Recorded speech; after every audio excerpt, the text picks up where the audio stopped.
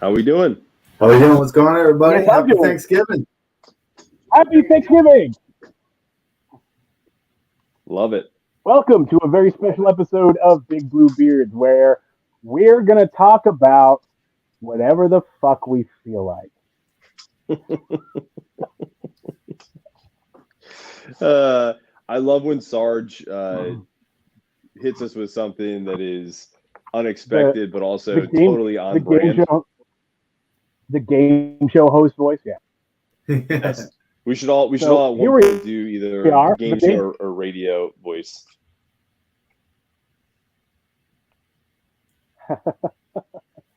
Here we are the day before Thanksgiving, and absolutely, totally no one is watching right now.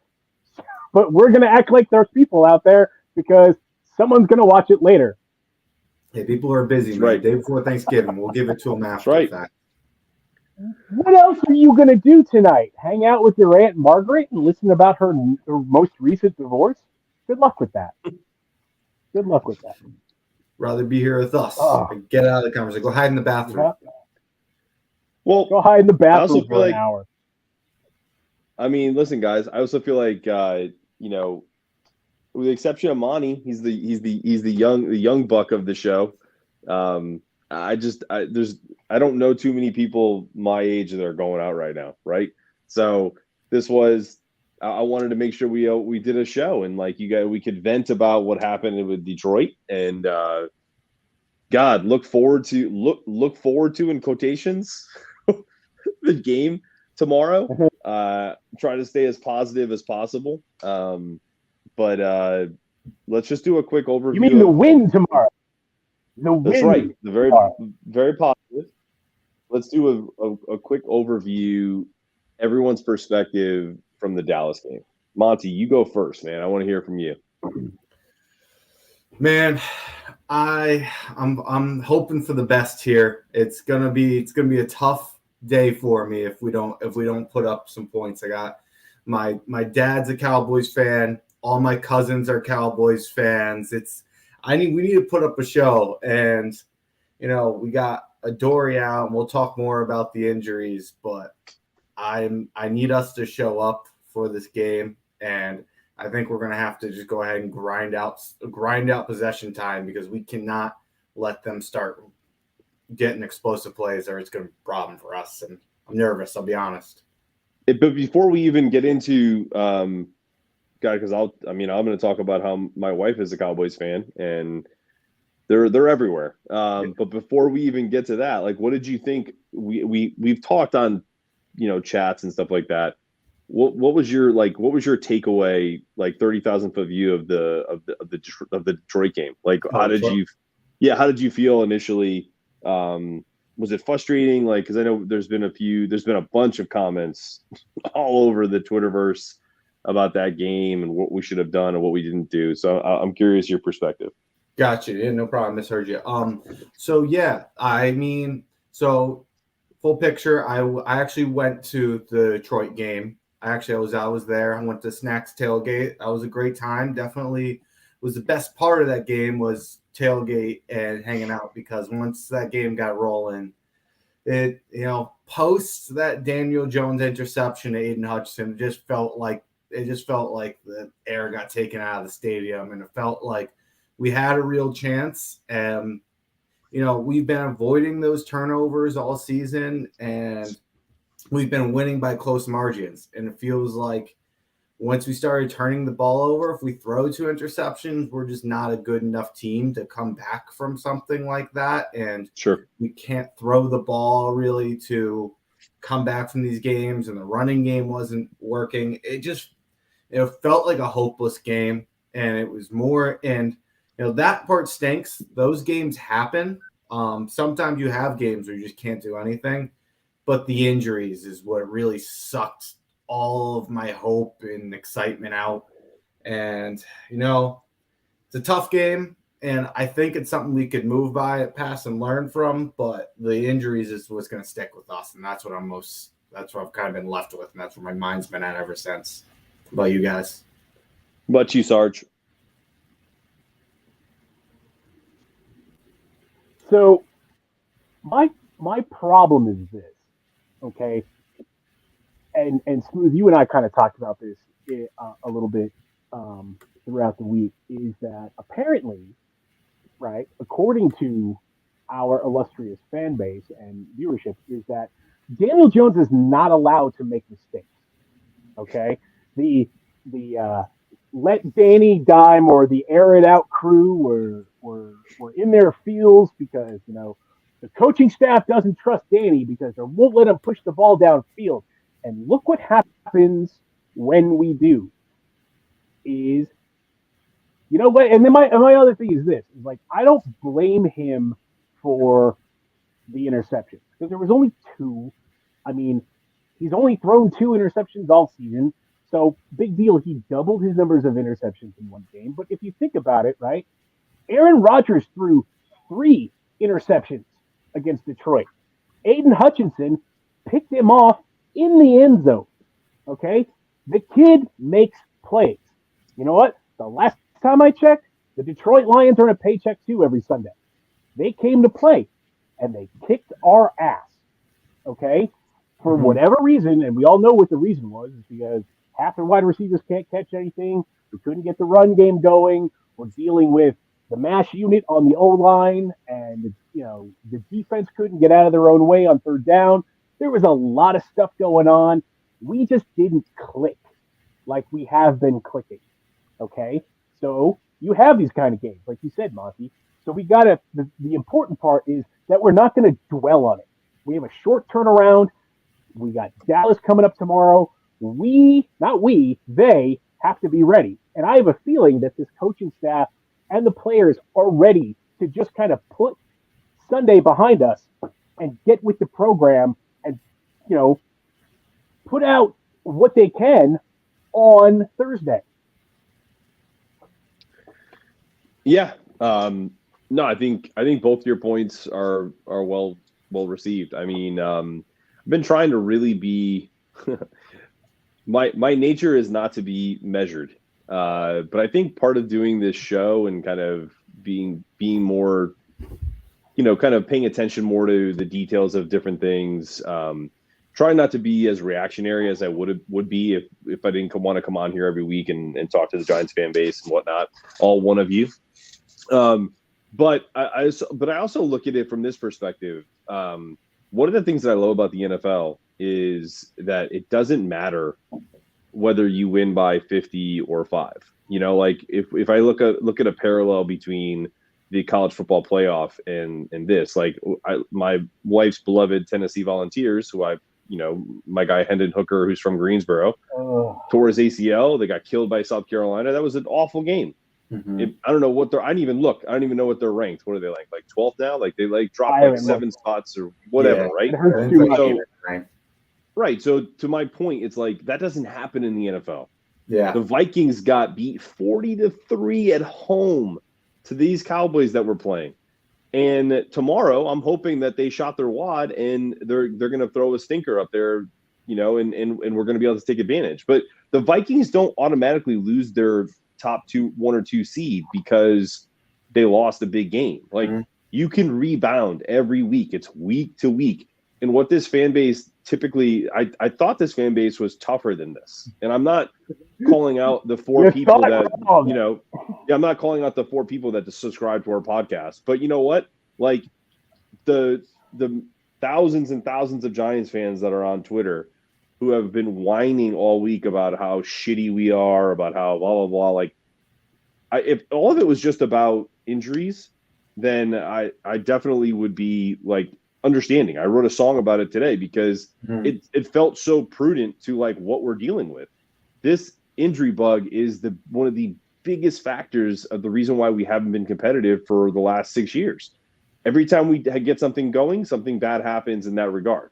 So it's just one of those things where like I just want us as a fan base to be more resilient because as whatever we want to say, like these guys kind of like feed off of the energy when you're at the stadium. Monty was there, and so I just want us to be as positive as possible.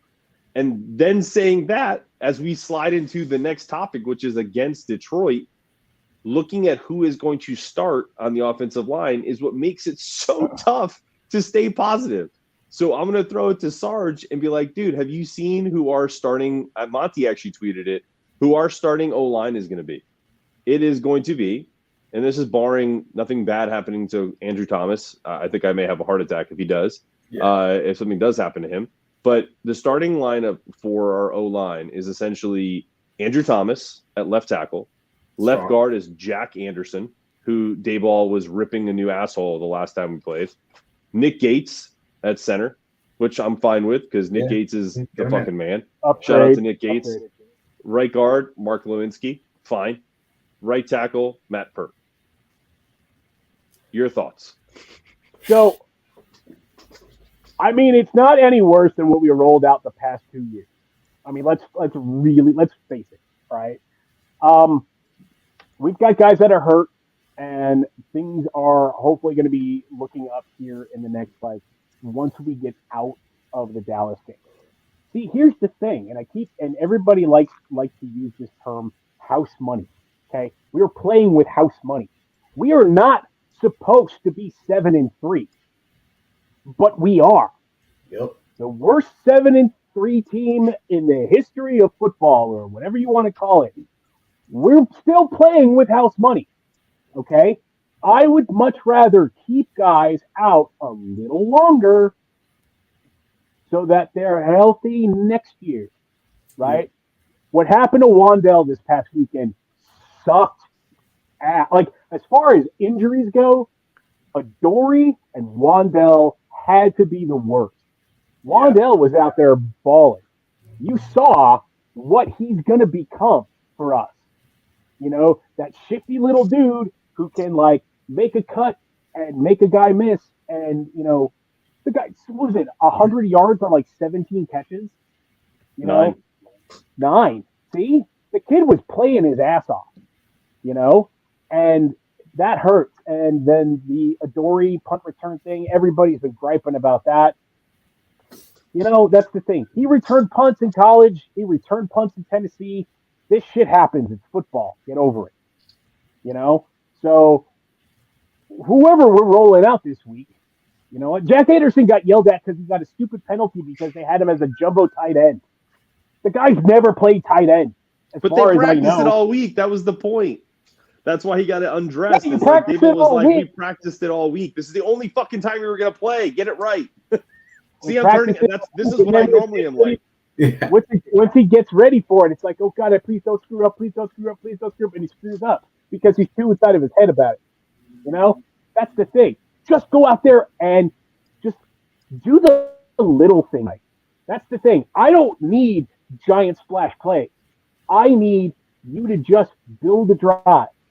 I need when the ball comes at you. That's what I need. I need small. You do the little things right, and the more often you do them, the better it's going to go for you when it is your time to be called to do something big. Okay? That was the first time Jack Anderson was on the field all season. So, if the guy had a false start, I'm not going to murder him for it. Everybody else. Let's see you do that. Okay? Not you specifically, but the royal you. I can watch Snap. I can do it. You know what? Roll them out, man. Let's see what they can do. Because when we hit when we're playing Washington in 11 days, we're gonna get Evan Neal back. We're gonna get Bellinger back. These guys are gonna start rolling back, and they're gonna get healthy at the right time. So we lose a couple of games in the middle. Again, we're not supposed to have a winning record right now, but we still do. We lost 2 out of the last 3 games, and the season's not over. I just did my first mock draft yesterday, and I shared it with you guys. And what did we draft in the first round? Wide receivers. Except this knucklehead over here who drafted a running back. I can't even figure out which way you are. Who drafted a running back. All right, hold on. Time out. We can debate that another time. However, if you know which running back it wasn't a situation. This is it's late first round, number 28. That's what we're round. going off of. It's like we're thinking top 10. 28th pick in the draft, Jahmyr Gibbs, the number one running back out of Alabama, who's basically a Alvin Kamara clone. I'll take it. I did 2. So I had him one time, and then the second time Michael Mayer from tight end from Notre Dame dropped to us, and I was like, okay, thank you. Oh, yeah. That's not going to happen, but cool. In the fantasy world that is mock drafts, it's pretty fun. But before we get into any of our future players, Monty, talk to me about what you want to see and what you think we're going to see from our team. You can go offense or defense against Dallas. What do you think? Man, I'll talk about our defense because I don't know what's going to be our offense. I think we still have Dexter Lawrence, who I think Dexter Lawrence is such a pivotal player on this team. And I've been thinking about it more and more recently, and as I've been seeing is, when you have a guy who's on the field for, look at a lot of these guys, 66% of the snaps, they're mostly a run stopper, which I thought Dexter Lawrence was gonna be. There's not as much of a value in that. But you do not see these 340-pound guys playing 99% of the snaps and being a true pass rush presence. And he is legitimately a game changer. And I do think, as much as it sucks losing Adoree', and it sucks, we are going to be rolling out fucking Rodarius Williams, and we will see if he can even be like what his brother is, who is also garbage. So we'll see what happens there. But Dexter Lawrence I truly think, is the weird to say out of a defensive tackle, but he is a pivotal part of our team. You look at the Jets, who are a fantastic defense, and that's what Quinnen Williams is to them. That's what Aaron Donald has been, and he's no Aaron Donald. I'm not trying to put him on that stool, but like these defensive tackles, when you are special, I think it just shows that you can make, if you're a great player, you make players around you better. And I think we still have Wink, who's going to draw up his blitzes.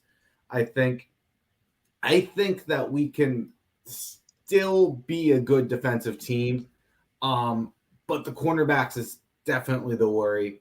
How are we going to handle this team? The Cowboys do have wide receiver issues, though. I mean, CeeDee Lamb is great. He was a wide receiver, like best game he had all season last week, or it was 2 weeks ago, whatever it was. But there's a reason that they're down so bad for Odell right now. It's because they need more wide receiver help. And hopefully we can hold something up versus them. And I see we got somebody in the back room here, so I would like to hear. Yeah. So hold up. I'm hoping Wink Martindale, who is truly an advantage of a coach, can help hold us up here. But yeah, man, I really hope that Wink can make an impact on this game and keep the score low, because the only way we're winning this game is if we keep the score low and we can get the run game established. That's the only way we're winning this game. Okay. What you got, Sarge? Well, if we're talking about, I'm going to talk about offense, because because Monty pretty much covered the defense except for one thing. Okay. The edge rushers need to make an impact. We need, Kayvon's been doing what he can, and he's a rookie, so I'm not going to murder him either. But the guy needs to figure it out. He's been, he's one of these, like speed to power or power to speed guys, and he needs to pick one right now. Okay. He's not there yet where he can just blow through these offensive tackles. So he's got to use that speed. He's got to get that bend around the edge. He's got to get in Dak's face, and we got to get him off his mark, because,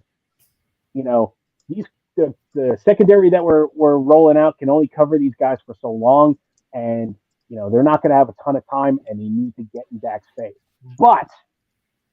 But here's the offensive part of this. We need to pound the rock. And I've been hearing a lot of people say, We need a big game from 26. We need a big game out of Saquon. But you know what? I think we need to roll out all three. Get Breida in there. Get Brightwell in there. Really just keep punching them in the face for 60 minutes, right? Nick Gates is going to get guys off the ball. I'm not worried about center. Andrew Thomas is going to take care of himself. You know, Glowinski is better in run blocking than he is in pass pro. Who knows about whoever the left guard is, and Matt Pert's kind of the X factor because he was in the doghouse last year. He didn't play a whole ton, and then he was hurt. And just when he's starting to put it together. So let's see what Bobby Johnson can do. Let's see what Kafka and Bobby Johnson can do. I want to see Daniel rolling out of the pocket. He's got to stay moving. Micah Parsons, DeMarcus Lawrence, are going to be up in his face the whole time, man. So he's got to roll out. He's got to, he's going to attack the middle of the defense, and they're just going to have to hold on to the ball. They have to make smart decisions. And, that's about it, man. Okay. Old school winter football. I don't care if they're in a dome. Punch them in the mouth. Punch them in the mouth. Yeah, I'm going to talk for like 30 seconds on what I think should happen and what I want them to do. You brought up, well, I did this because you didn't take something. You made me think of something that I think they should do. They should take from what Dallas has been doing, which is, I know Zeke has been out, but with Tony Pollard in there, that's Breida's our Tony Pollard. At least he should be. He can catch the ball out of the backfield. He's probably a 4-3 guy when he gets going. Why aren't we doing a little more trickeration with them, like little wheel route in the backfield? Getting him on a linebacker like Van Der Esch or somebody like that. I think on those situations, put them in at the same time. You mentioned Brightwell. I don't care. Give him some run too. But I think Breida would be a really nice change of pace for this Dallas team, because I think just when we're pounding the rock up the middle with Saquon or off guard on either side, even if we're doing like outside zone, like a pitch out to Breida, screen pass, something like that's not like predictable. It's like, okay, well, Breida's in the game, so now we're going to use him. Let's mix him in the way that Dallas has. With Pollard, and the reason why I traded for him in fantasy is because they do that, and they actually give him the rock in different positions and in different spots. I think Kafka can easily do that with Breida. It's kind of one of the reasons why we brought him in, right? But last thing I'll say is, in a game like this where you're a 10-point underdog, you got to make one kind of impact play from one of your levels, whether it's offense, defense, special teams. If we were to get a big return or a block punt, or we block a field goal from them, something that could lead to points quickly, that sudden change, the way Detroit did it to us, even if it's an interception, I think we can upset them. And we've always played pretty well in AT&T Stadium. Like even I think it was last year, or I forget, a couple years back. Remember we got like an interception for a touchdown and we were up like 7-0 really quickly. I forget that he was a Colin Frackerel, right? Something like that. That's the guy who picked it off. Yeah. And so like he an unknown guy, like not unknown, but like a guy that you didn't expect return for a touchdown. Something crazy. Like I just think like if we can get a few of those plays and play smart football the way we have been in the past in this current season, we got a chance. We got a chance to make it happen. That being said, I'm still not 100% confident, but what I am confident about is the food I'll be eating tomorrow. So if we want, I think this would be a great time to talk about our Thanksgiving Day traditions and bring in Sarge with, I feel like you have some multimedia aspects to the show for us here. Could be wrong. I will play the video and I'll sneak our guest in. Yeah, I'll play the video and I'll sneak our guest in while it's playing. Turkey, mac and cheese, stuffing. Stuffing. What is stuffing? It's supposed to be called dressing. It's called dressing. What is stuffing? Mac and cheese. Say the potatoes got to go. Mac and cheese. Oh, mac and cheese. Turkey. turkey. Yeah, well, Deuce. stuffing's gotta go. Stuffing's gotta go. The stuffing can stay. Everything gotta go. That's stuffing. Oh, we're going to stuffing gone. Mac and cheese. Oh, turkey all the way. I'm throwing stuffing out. Me, Potatoes. turkey. You're gonna get mad at me for this. Turkey. Potatoes. Potatoes. Oh, stuffing. That's the easiest one. Turkey's overrated. Turkey is overrated, but stuffing is trash. Mac and cheese. Stuffing. What? One gotta go. Stuffing gone. Hey, Fox, you gotta go. Potty. Stuffing for sure. It's good stuff. Welcome. What's up, guys? Back on the show. I love it. How you doing, brother?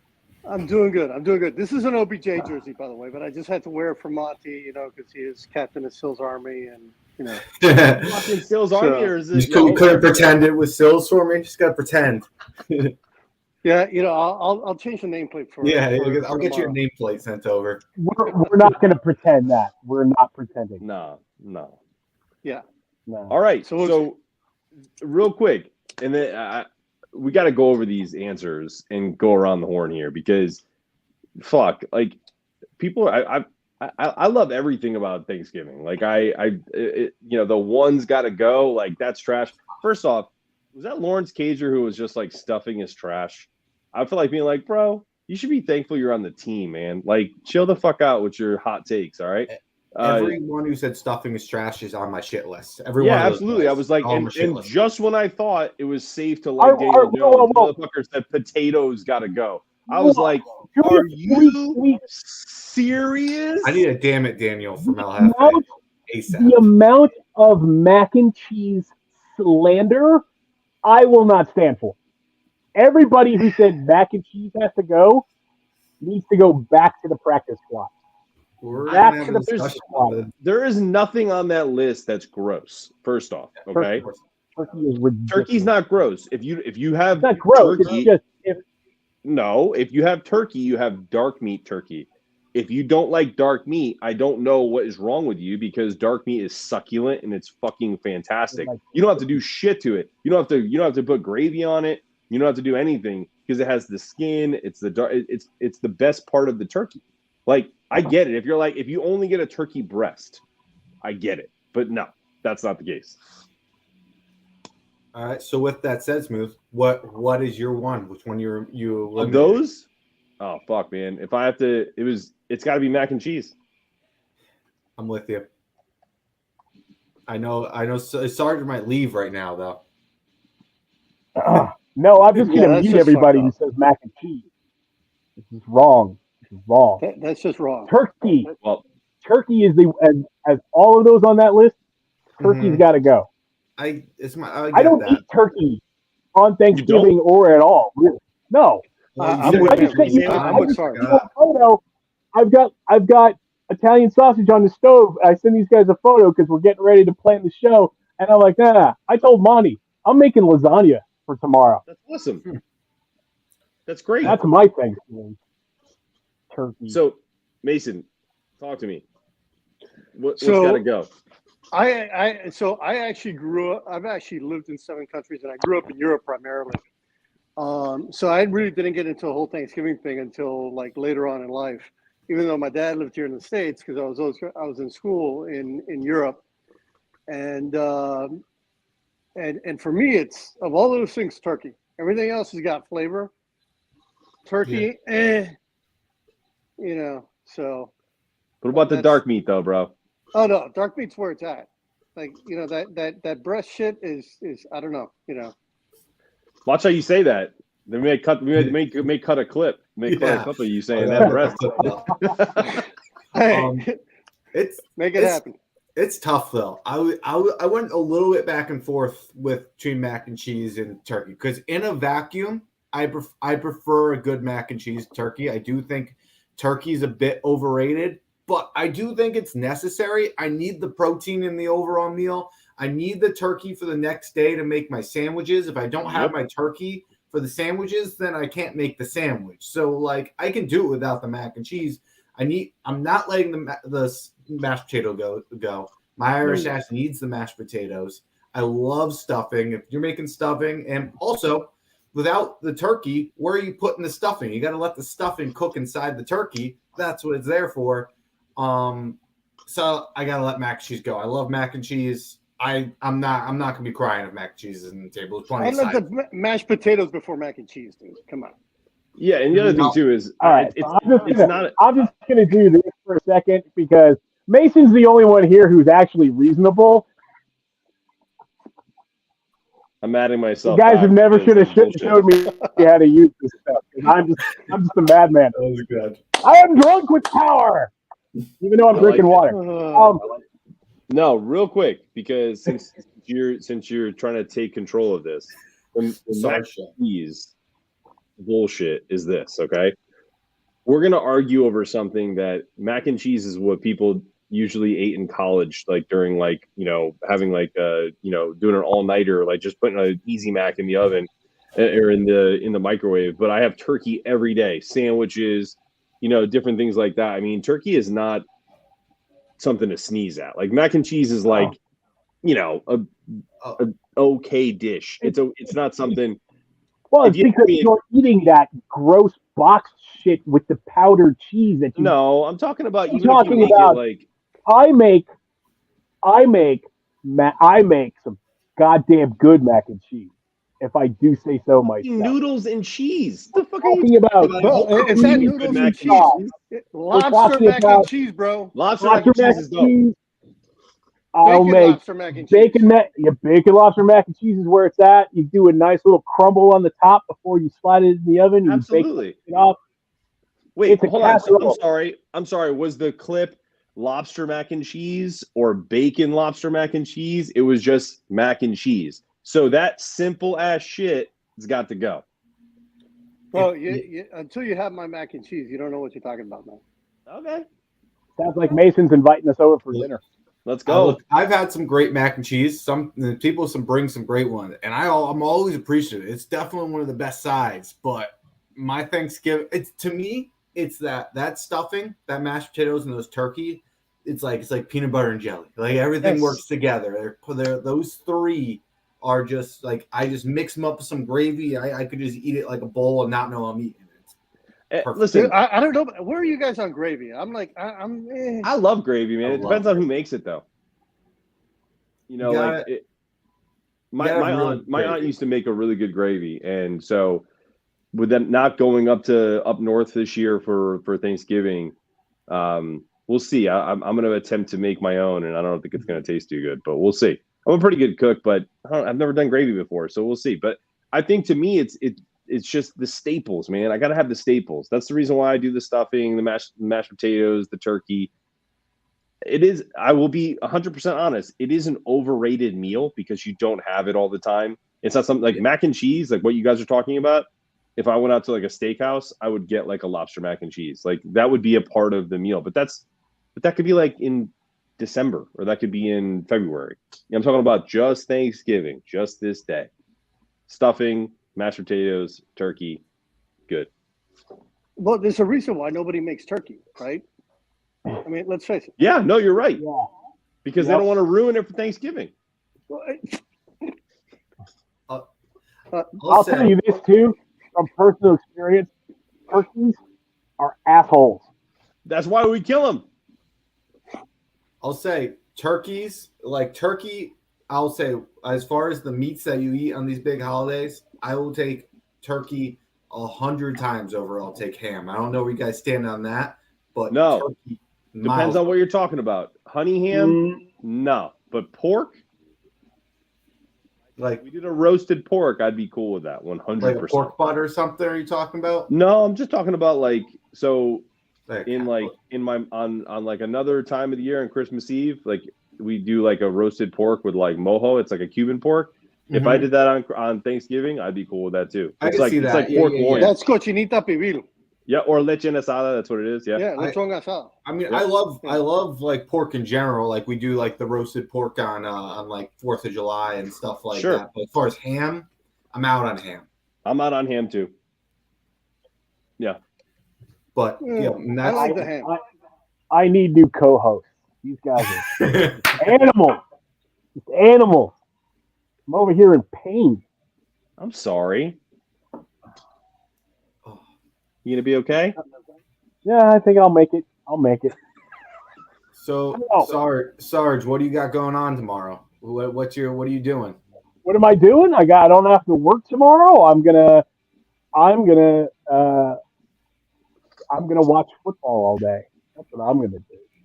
The best part I'm about prepping all my lasagna stuff tonight. I'm gonna build it and then I'll bake it off tomorrow, and it'll be amazing. And I'll send you guys pictures so you can be jealous. Perfect. And I'm gonna watch the New York Giants punch Dallas in the stupid face. I fucking hate Dallas. Oh my god. What do you think, Monty? Not Monty, Mason. What do you think, man? We haven't heard from you. Like, quick overview of what you expect. What are your thoughts? We'll get to predictions and all that stuff later. But what are you hoping for? What do you think realistically is going to happen? I'm hoping the Giants fucking shock the world, right? Yeah. That's what I'm hoping for. But as I look at the game, I'm already having flashbacks to last season with this fucking OL that we got tomorrow, and this flu bug that's hitting the team. Obviously Gano was impacted by it pretty badly last week. I wonder how it impacted Tibbs last week. I was listening to you guys talk about that earlier, talk about, Tibbs earlier and stuff like that. So I wonder if Tibbs got impacted by that last week and how he might rebound from that, especially on 4 days rest, Andrew Thomas has got it this week. So, hopefully he's not all fucked up, because of it. But DJ last year with and without Andrew Thomas was night and day, right? Mm-hmm. Even with Solder, the revolving door at right tackle, right? A lot of the Cowboys are being hit by this flu bug too. I think DeMarcus Lawrence got hit by that, and DeMarcus Lawrence fucking wrecks us every time. So would love to, and Anthony Barr got hit by it. They have a lot of guys on D that look like they got impacted by it. So, that might be interesting to see how that impacts their play, right? But then they still got Micah Parsons. At the end of the day, I'm praying we can keep it close, and we don't have another David Sills slip at the end of the game. I'm not blaming Sills for that. That's just the way it happened. You should. I will. Having played soccer as much as I did, especially after college and everything, went to Europe and all that. I'll never blame a guy for slipping. That shit just fucking happens. I fucking hate it when it happens, New turf next year or artificial grass, whatever the fuck the difference of that is. I actually hope they give us the hybrid that Green Bay has. That seems to hold up really well. It actually seems to have been pretty good with injuries and that sort of thing. Over the years, they haven't had a lot of ACLs, a lot of lower extremity injuries there. Mm-hmm. They have that hybrid turf grass thing. I don't know how the hell they do that, but that's kind of interesting. Whatever new, just give me something else. But I'm praying. Ironically, I think it's either going to be, if it's a blowout, we're getting spanked, right? If it's a close game, I think we have a shot. Mm-hmm. Obviously at that point, we got to keep it close in order for us to have a shot.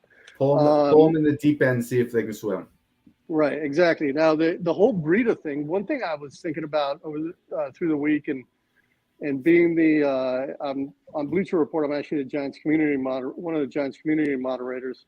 We were talking about one of the guys was posting about putting Breida in as at slot potentially, which right. May not be a bad move.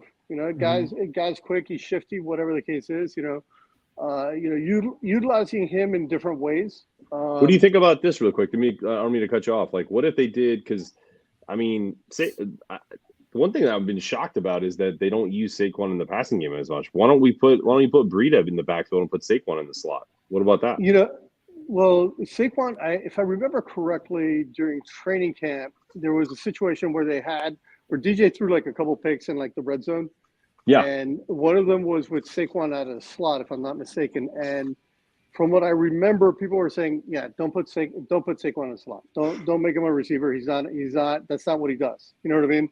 Apparently, like that's just like not his forte, even though he's got great hands and all that stuff. But like actually out of a receiving position, apparently, I guess that's not his strength. The flip side is in terms of using him out of the backfield.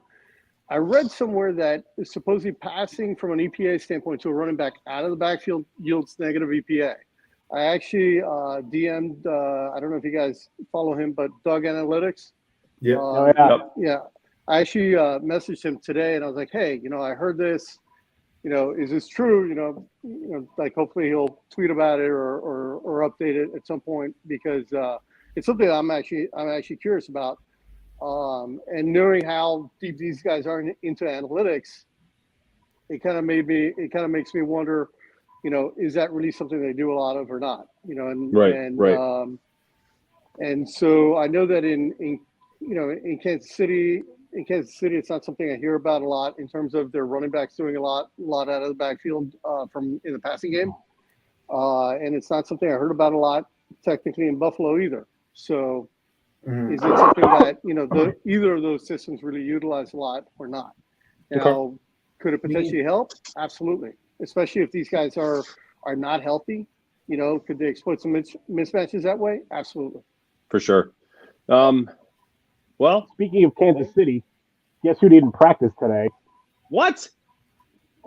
He's been out since like the last game. Yeah. We don't.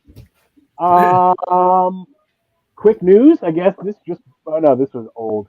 But besides Zach Wilson getting benched, apparently Davis Mills has also been benched. The draft class not looking so good right now. No. Did he get benched? He got benched, or he got hurt?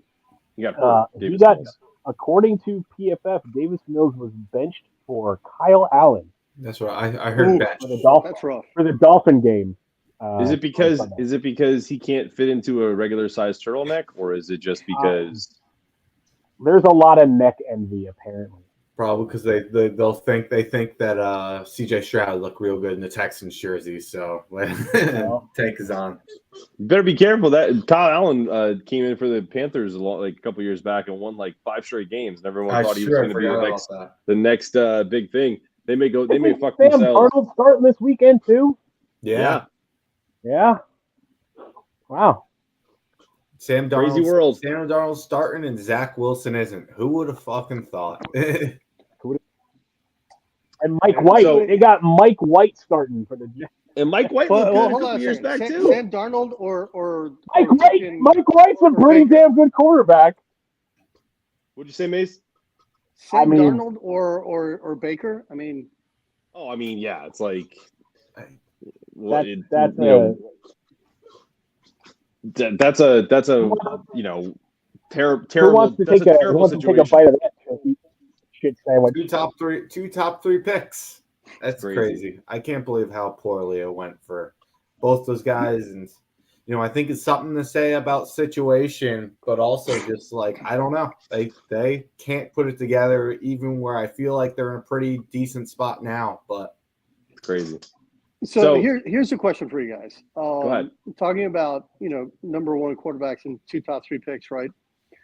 Zach Wilson situation again with the Jets. Mm-hmm. That's 2 quarterbacks with the Jets pretty much back to back that they've trashed, right? Yep.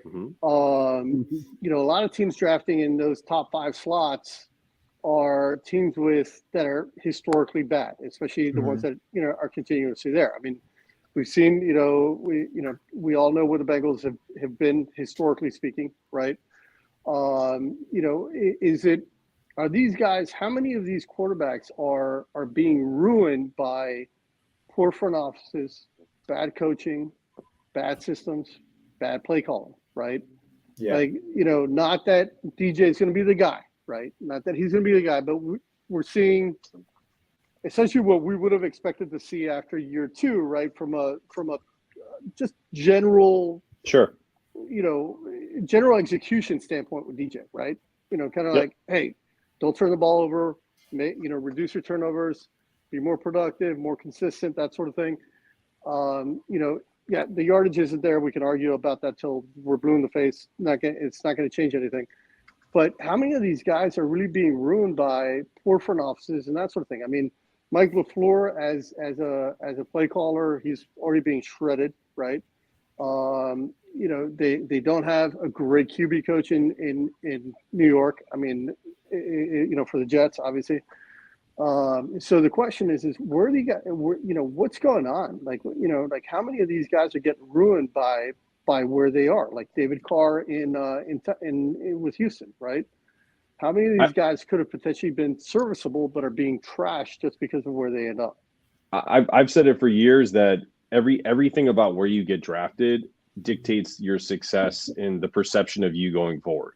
So if a really solid team drafts you in the late rounds, and I'm going to use I was trying to kind of generate interest for the Wednesday night version of our show by saying this because I've always said it. Like, I think Tom Brady's the greatest player of all time, but people forget, and I know Mason doesn't forget. I know Sarge isn't going to forget because we're the old heads. Monty, I love you, and you may know this because you're a smart guy and you follow football.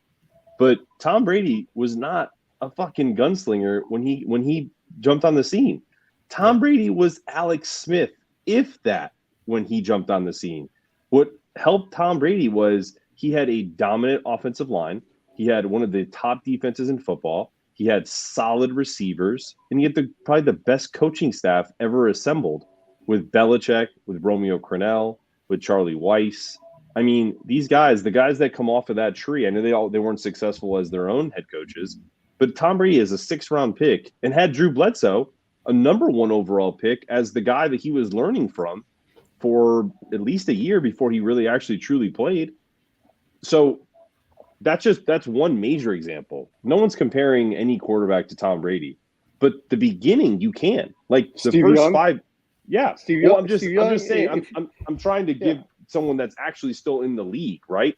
And no disrespect, because Steve Young is one of the greatest quarterbacks of all time, but Tom Brady is a great example because as soon as the rules changed and as soon as they adapted to more of a hybrid offense where they weren't going to hand the ball off to Antoine Smith or Corey Dillon, they started to spread it out. They got the Randy Mosses, the Wes Welkers. They ended up getting, better players.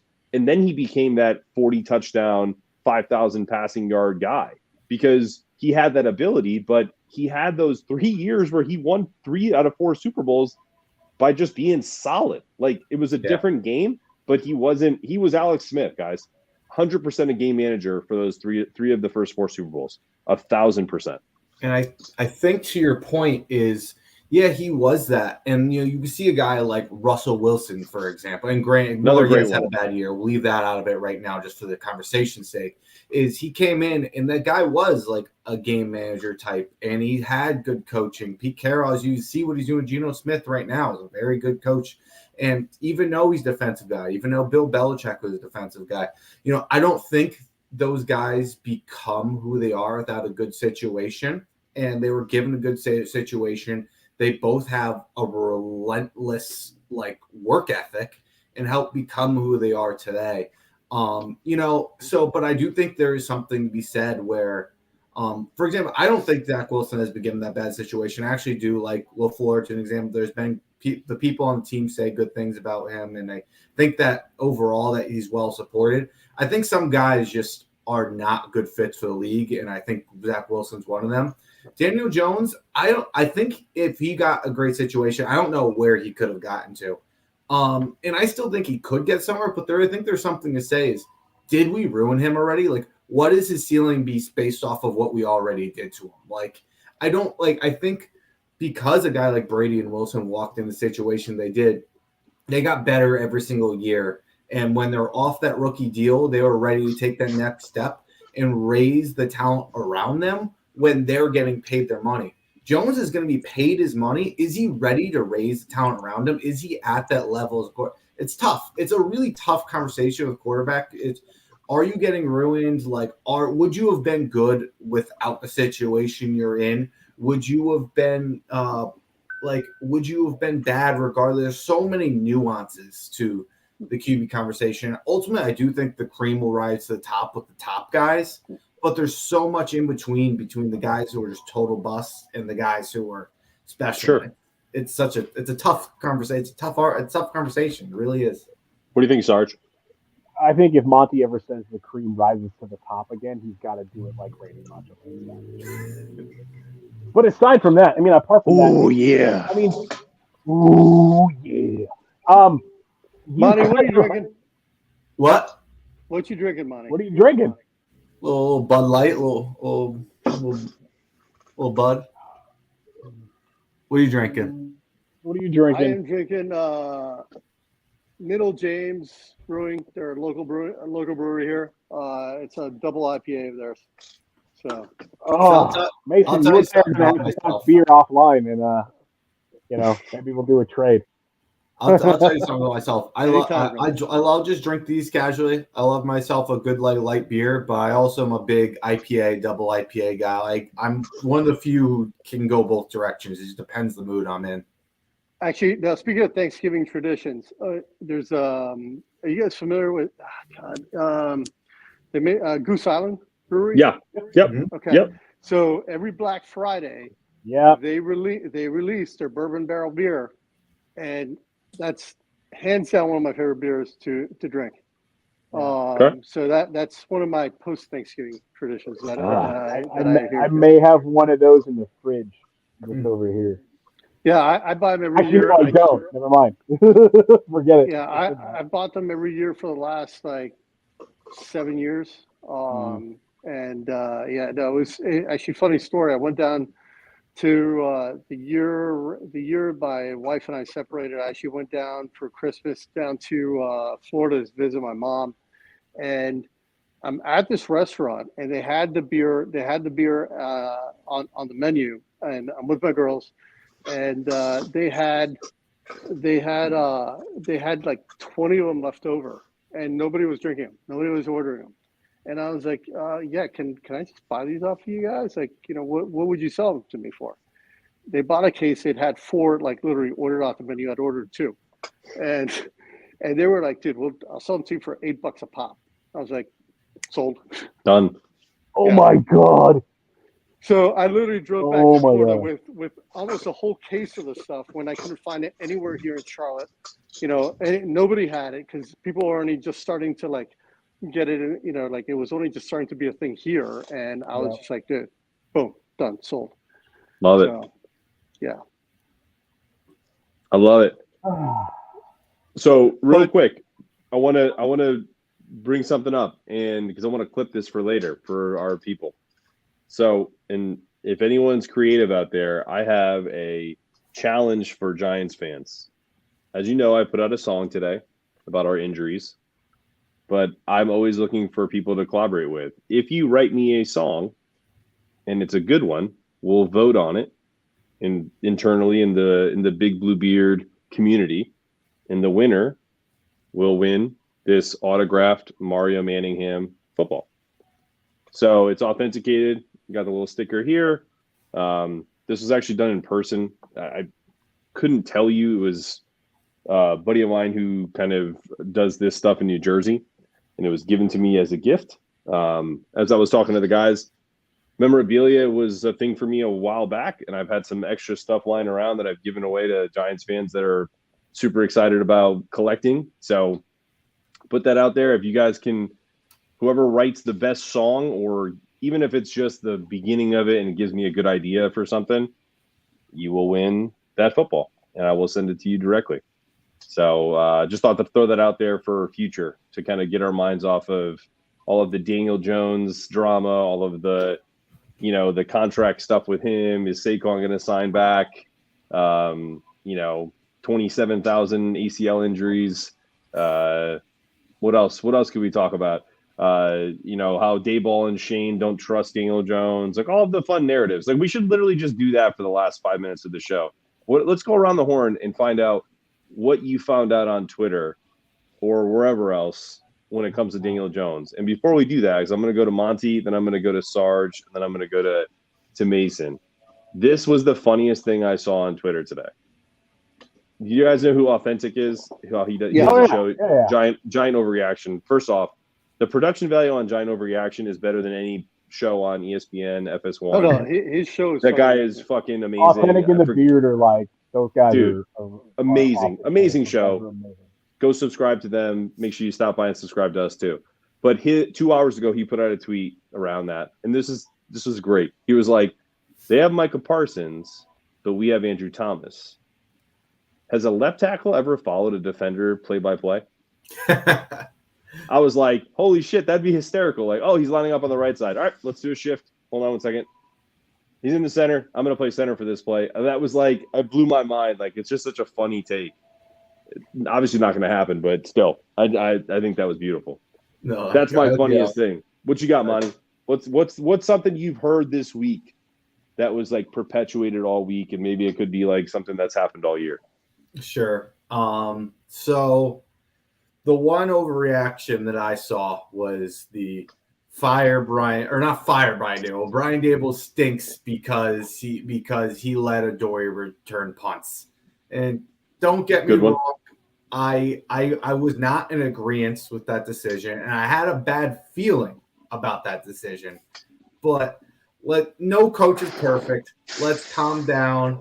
And I'll play a little bit into my narrative for my take, my overreaction I've had for the last couple of weeks. I'm done with Thomas McGahee. That guy stinks. Our special teams have sucked every single week. They sucked with a special teams head coach that prioritized special teams players. I don't understand how we couldn't figure out a punt returner that could back up Richie James. They had said after that, they're like, Darnay Holmes our backup, but we don't trust him to return outside of an emergency situation. I don't understand how he couldn't figure out a single backup punt returner to go into the season. So yeah, mine is fire Thomas McGahee. The overreaction I didn't like is Brian Dable stinks for letting Adoree go back and he ruined the season.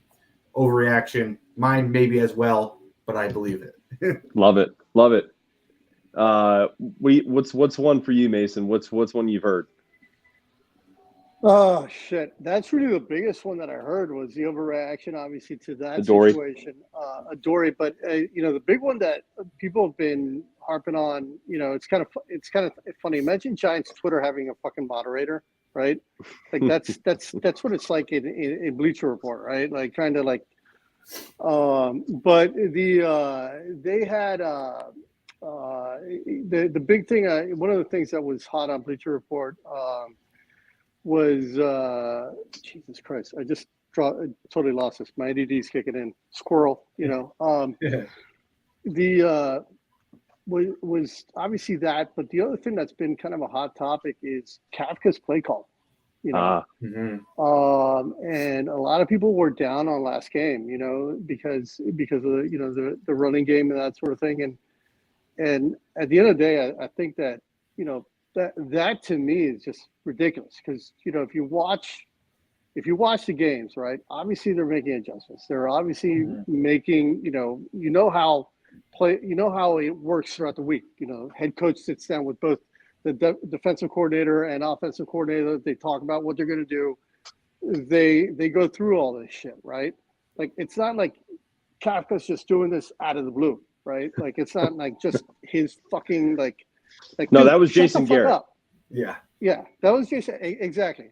And so it's like, dude, let shit happen. Like just let things go. Like relax. Like shut the fuck up. Like please. Like and nobody else is calling out the play calling on a regular basis, except for Yeah, no, I see that too. What you got, Sarge? I think that's a pretty big one too. The play calling. I was a little frustrated with it too, but I was I kind of have an idea generally of what he's trying to do, so I don't get too high or too low with that. But go ahead, Sarge. What you got? So I don't know. Everything I've been kind of trying to drown out the noise because everybody overreacts on Twitter. But if you want to go to the home of Giants overreaction, try Giants Facebook is a just barren wasteland of just the most miserable people in the planet. I mean, oddly enough, I kind of troll through Giants Reddit, and everybody there is like, "Let's go, next man up. we're doing this. And Giants Facebook is just, everything sucks. The season is over. Burn MetLife to the ground. Like, God, we're still 7-3. Everybody needs to calm down. What the shit? It's crazy. It's crazy. Twitter is actually a nice middle ground. Interesting. Everybody else is way it's mental. My biggest thing is this that I've seen, and we can talk about what we've seen. I feel like the most I've seen is about play calling and Adoree', but I have seen the whole woe is me, like Sarge is talking about. Like I've seen all three of those narratives. Mm-hmm. My favorite one is essentially when you start asking just like basic questions about Daniel Jones, right? And everyone, whether they're for or against him, gives you some kind of smoke. It is not even like I will literally have a conversation going in the middle of like a comment or something I posted, and someone will go, well, how could you think that because of whatever? And I'm like, oh, that was a fair point. I didn't think of that. And then the other person goes, well, that's ridiculous because blah, blah, blah. And it's just like, okay, guys, like there's literally not an answer because neither of your opinions matter and neither does mine. I'm asking a question about where we're going with the quarterback position. That's all. And this is something I do for a living. Like I negotiate contracts. So I'm curious about like what his leverage will be. What are the thought process behind it? So what I tried to say was just because you don't agree with or don't like, let's say, a reporter or you don't like something that someone says doesn't mean that you can't agree with the sentiment. That was something I saw too. Like Jordan Raanan ran that article about what are the Giants going to do? And just because Jordan Raanan made a comment like a few weeks back, or it was, I guess a couple, even longer ago, that people didn't like, they were like, well, that's trash. That article's bullshit. It's like, guys, he's literally fucking working for them. Like he puts out stories. Guys tell him things. That's what a beat reporter does. Like, do they fuck up and make stupid mistakes sometimes? Yes. They're humans. Jordan's an Eagles fan. I don't want to hear it. No, I'm not even saying you, Sarge. I'm talking about like, and by the way, all those guys are fans of other teams. It's one of the reasons why people go, why do you like John Boy? Why do you watch, Bobby and Justin? I'm like, because they're fucking Giants fans. Like, that's why I roll with those guys. They know just as much as a fucking Adam Duggins, no disrespect, or Jordan Raanan, because they're on the inside and they enjoy it. Like, this is like who they grew up watching, right? So I'm going to spend my time and my money on them and not give anything to those guys. But sometimes a nugget of truth falls out of, a guy that you don't like. It's okay. The funny thing is, I pay attention. I support, Talking Giants I'm on their Patreon and stuff like that. Yep. Same. I think the beat writers have insight into things that are going on in the locker room that, TG doesn't have, just because of the nature of the job, right? But I think and I think Duggan does this a lot more like Talking Giants does, which is he provides a little bit more color and analyzes a lot more of what he sees. And I think Raanan does that. He can be a little ranty or whatever the case is. Lipstick, I just can't stand. Period. And Connor. What about Leonard? Give me Pat Leonard. Lipstick. Hence, I can't stand him. And Connor's kind of turning into Pat Leonard 2.0. But I've been like my Pat Leonard for 2 years. I have no idea. But guys, do you know why these guys do this? Especially guys that work for ESPN, because I've had friends that have been producers on different shows, and they're really good. Like if you were to have them on a podcast, you'd be like, oh my God, this guy is beautiful in front of a mic. Like he understands what he's talking about. These guys are trying to get other jobs. Like this isn't what they want to do forever. Like they want to move up. They want to get the Dan Graziano studio fucking look on Get Up. So they're trying to be more like appeal to everyone. If they only give us like the essential Giants takes, like that are good for us, like happy takes, like, oh, the Giants are going to be fine. And we suck. They're going to get shit for that. Like, so they are always lean to the negative. Like it's always going to lean to the negative. That's just what being a journalist is, because or in this climate especially, like I just getting mad at them is silly. Like you can talk shit to Pat Leonard all you want, and I've tried to get blocked by Pat Leonard. He won't do it. Dude, I can't get blocked by Pat Leonard either. I got blocked by Pat Leonard and Louis Riddick. He blocked. That's because you're a scary fucker. Look at you. They were like, I got to get rid of this guy. I don't know. He looks like he was at the January 6th riot. I'm getting rid of him right off the bat. I literally called Pat Leonard the C word, and I still have not been blocked by him. He blocked me, and I didn't even at him. He blocked me after the Dable thing because I said he had the same credibility as the Carpenter. Didn't even add him. The tweet went viral, and he blocked me. Love it. Call him Pat the Rat. He likes that. You ought to call him the Rat. Pat the Rat. The Rat. Okay. I'm gonna tweet at him right now. I've legit tried, like really tried. Like I had a campaign at one point where I was like literally trashing him for like 3 weeks straight, and I couldn't. See, now he's like, and that's the thing is he's not going to block you because he's getting more. It garners him attention. Like he blocks people who is like don't have a big following like me. I got like 200 people following me. Like what the fuck following is that? More than me.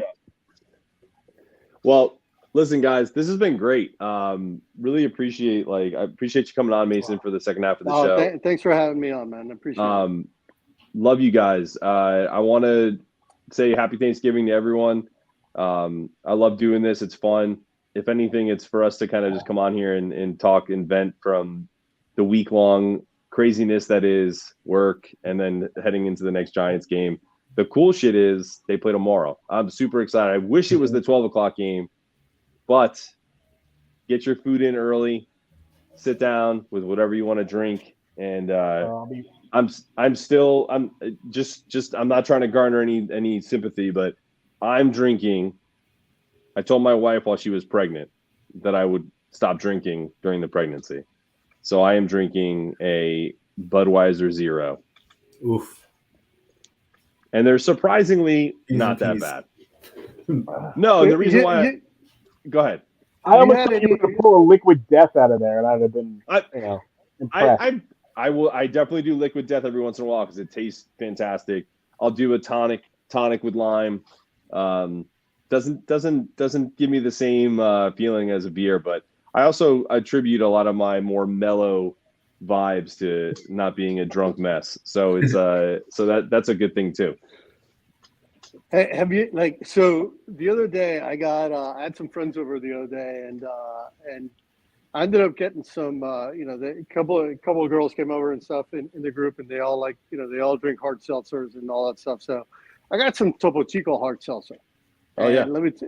And that was and I was like, damn, this shit's actually pretty good.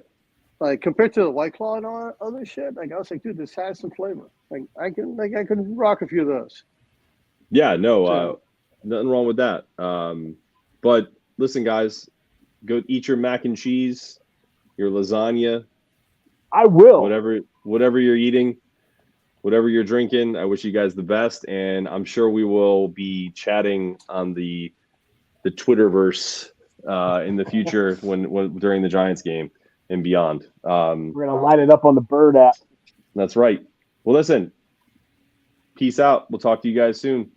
Big Blue Nation. Thank you guys. Big Blue Beers Nation. Big Blue Beers Nation. Let's go. Love you guys.